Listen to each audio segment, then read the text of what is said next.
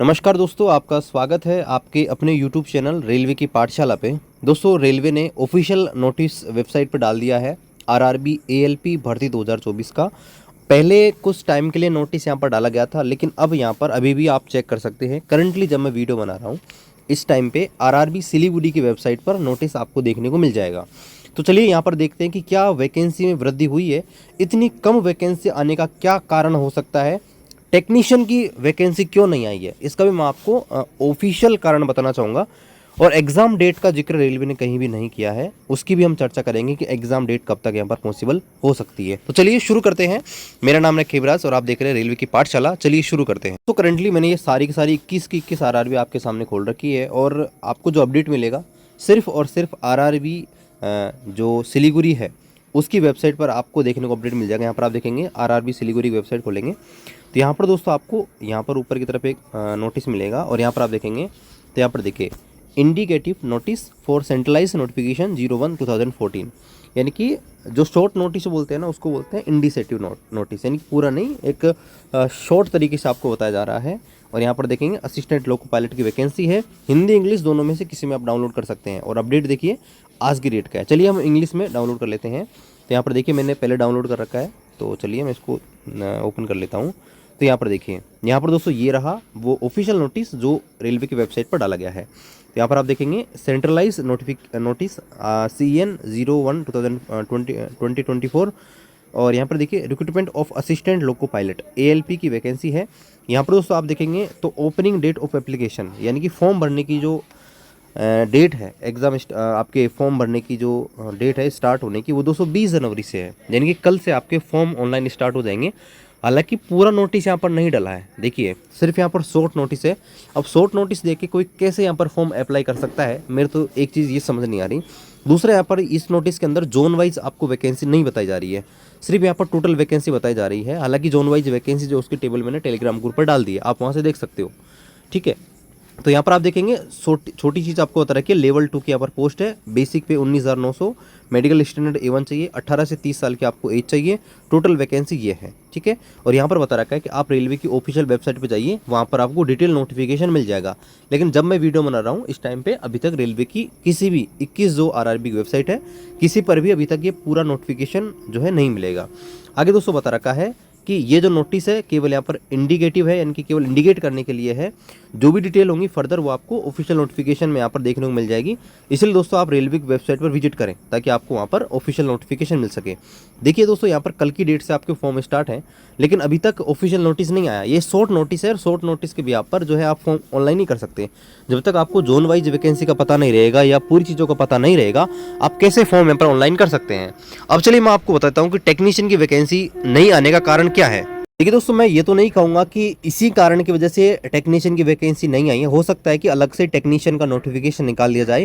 लेकिन दोस्तों जनरली ऐसा होता नहीं है, रेलवे के अंदर जो वैकेंसी होती है ALP और टेक्नीशियन की वो साथ साथ आती है।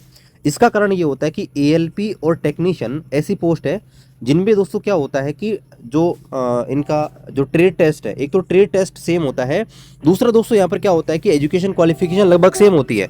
इसलिए रेलवे को क्या करना पड़ता है कि अलग अलग पेपर नहीं लेने पड़ते हैं और अलग अलग फॉर्म ऑनलाइन भी नहीं करने पड़ते हैं, सिर्फ एक ही फॉर्म ऑनलाइन करेंगे। और एग्जाम भी यहाँ पर CBT 1 कॉमन होता है, और जब टेक्नीशियन और ALP का अलग अलग पेपर होगा तो उसमें CBT 2 यहाँ पर अलग लिया। इससे दोस्तों रेलवे को ये फायदा होता है कि इसमें टाइम भी आपका वेस्ट नहीं होता, दोनों का अलग अलग एग्जाम कंडक्ट करवाने में डेटा भी यहाँ पर साथ रहता है। और जब अलग अलग पोस्टिंग देनी होती है तो प्रीफ्रेंस भरवा के ALP और टेक्नीशियन से अलग अलग यहाँ पर प्रीफ्रेंस भरवा के उनकी ज्वाइनिंग यहाँ पर दी जा सकती है।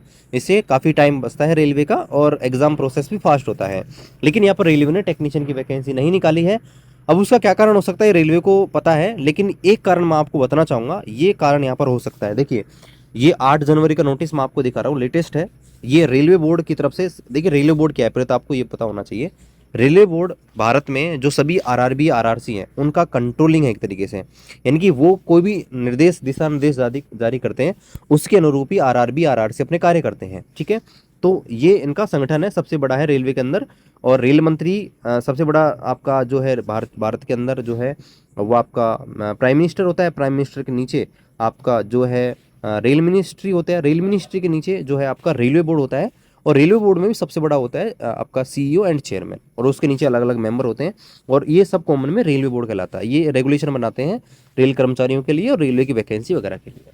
ठीक है, अब यहाँ पर देखिए इन्होंने यहाँ पर 8 तारीख की डेट में 8 जनवरी को एक नोटिस डाला, और सभी जो जीएम है, जनरल मैनेजर है रेलवे के अंदर, अलग अलग आरआरबी के या पीयूएस के, उनको यहाँ पर नोटिस भेजा और ये कहा कि यहाँ पर देखिए एक वैकेंसी चल रही है 2018 में निकली हुई थी, सेंट्रलाइज जो सबसे लेटेस्ट जो वैकेंसी निकली थी एएलपी टेक्नीशियन की, वो 2018 में निकली थी, CN01 2018 करके। ठीक है, इसमें बड़ी मात्रा में एएलपी टेक्नीशियन की वैकेंसी आई थी। तो यहाँ पर आप देखेंगे दोस्तों, यहाँ पर बताया गया है कि filling up the post of zonal railway PUS from standby candidate of CN01 2018 technician and CN03 2018, यानी कि दो अलग अलग वैकेंसी थी, एक टेक्नीशियन की एक जेई की। इनको दोस्तों बताया गया कि वेटिंग के द्वारा भरा जाए, यानी कि जो कैंडिडेट स्टैंड बाई हैं उनके द्वारा इनको इनको भरा जाए। अब देखिए स्टैंड बाई का मतलब मैं आपको बताता हूँ। स्टैंड बाई का मतलब है कि 2018 वाली भर्ती के अंदर जितनी भी सीटें थी उनका 1.5 गुना कैंडिडेट, यानी कि मान लीजिए कि 10,000 वैकेंसी थी तो 15,000 कैंडिडेट को डीवी के लिए बुला लिया। लेकिन जब फाइनल ज्वाइनिंग देनी थी तो केवल 10,000 कैंडिडेट को देनी थी, यानी जितनी सीटें हैं उतने कैंडिडेट को यहाँ पर सीट आपकी पोस्टिंग देनी है। लेकिन बाकी के जो कैंडिडेट बच गए उनका क्या, तो उनके लिए दोस्तों यहाँ पर स्टैंड बाई लिस्ट बनाई गई, और उन स्टैंड बाई लिस्ट को दोस्तों यहाँ पर वेटिंग के द्वारा भरा जाएगा, यानी कि नई वैकेंसी नहीं आएगी, और जो यहाँ पर वैकेंसी क्रिएट हो रही हैं उनसे दोस्तों वेटिंग से भरी जाएगी। तो यहाँ पर देखिए रेलवे बोर्ड ने ये बताया कि हमने वेटिंग को भरने के लिए 31/12/2023 तक की सीटों को तो ऑलरेडी भर दिया है, लेकिन अब जो है अभी भी स्टैंड बाई कैंडिडेट हैं। इसलिए यहाँ पर रेलवे बोर्ड ने निर्णय लिया है कि 30/6/2025 तक, 30/6/2025 तक, यानी आगामी 1.5 साल की जो वैकेंसी है, आगामी लगभग 1.5 साल की जो वैकेंसी है, इनको दोस्तों वेटिंग से भरा जाए, यानी स्टैंड बाई कैंडिडेट से भरा जाए। और यहाँ पर इसमें आप देखेंगे तो जो आपके टेक्नीशियन की जो कैंडिडेट है उनकी बात यहाँ पर हो रही है, आप देखेंगे तो टेक्नीशियन का जिक्र यहाँ पर हो रहा है। इसलिए दोस्तों ये एक बड़ा कारण हो सकता है कि रेलवे के अंदर टेक्नीशियन की वेटिंग नहीं आई है। बाकी देखिए रेलवे को पता है कि क्यों नहीं आई है, बाकी ये एक कारण हो सकता है कि रेलवे बोर्ड ने खुद ने यहाँ पर नोटिस डाल के बताया था। ठीक है, तो यहाँ पर बताया गया है कि भाई जो है जो भी सीटें हैं वो 31/12/2025 जो है तब तक इनका पैनल की जो वैलिडिटी है उसको रखा जाए, और यहाँ पर जो है 30/6/2025 तक, यानी अगली 1.5 साल तक जो भी टेक्नीशियन की कैंडिडेट हैं स्टैंड बाई उनको वेटिंग से भरा जाए, जो भी पोस्ट रेलवे के अंदर आ रही है ओपन कोटा से। तो ये एक दोस्तों बड़ा कारण हो सकता है। और यहाँ पर देखिए अभी एग्जाम डेट, नोटिस के अंदर आपको एग्जाम डेट कहीं भी नहीं मिलेगी। ठीक है, अभी आपने नोटिस देखा जो वेबसाइट पर डाला हुआ है उसमें एग्जाम डेट का जिक्र नहीं है। तो अभी देखिए हम थोड़ा वेट और करते हैं, रेलवे की तरफ से हो सकता है कि थोड़ा और चेंज होके आए। बाकी वैकेंसी देखिए लग रहा है कि बहुत कम है, पिछली बार जो वैकेंसी आई थी वो बहुत ज़्यादा थी, और उनकी लगभग 10% वैकेंसी इस बार आ रही है, तो कहीं ना कहीं स्टूडेंट को यहाँ पर दुख हो रहा है।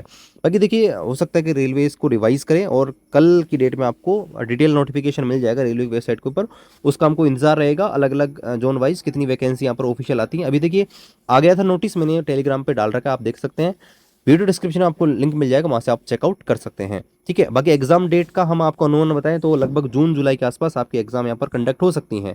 ठीक है, क्योंकि इतना टाइम तो आपको रेलवे देगा प्रिपरेशन करने के लिए।